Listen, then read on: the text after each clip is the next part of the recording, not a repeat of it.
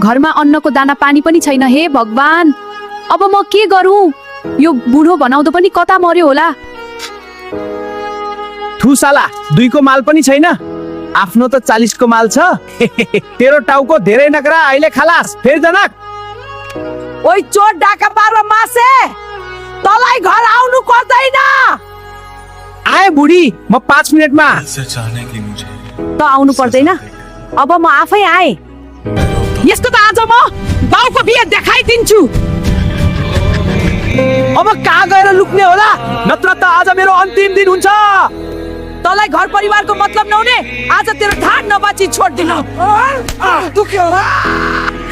अब म यो घरमा बस्दिन, तिमीलाई पनि छोडेर जान्छु। बुढी, मलाई माफ गर। अबदेखि म यस्तो गर्दिन।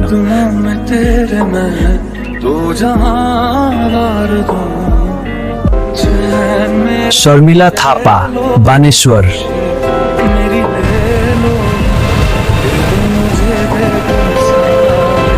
दिदी, तपाईको बर्गर लिनुस्। धन्यवाद भाइ। दाजु, तपाईको बर्गर आयो। धेरै धेरै धन्यवाद भाइ। हरि भाइ, तिमीले राम्रो काम गर्यो। ल, तिम्रो स्यालेरी।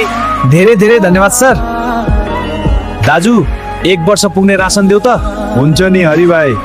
एकछिन ल दाजु, म सामान मिलाउँदै छु। हुन्छ भाइ, बिस्तारै गर न।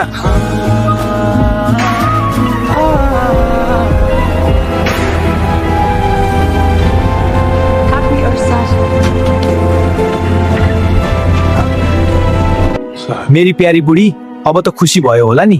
भयो नि बुढा। आई लभ यु बुढा। कति मिठो गरेर पकाएको मेरी प्यारीले। हजुरले मेरो माया गरेपछि त मैले पनि मिठो पकाउनु पर्यो नि।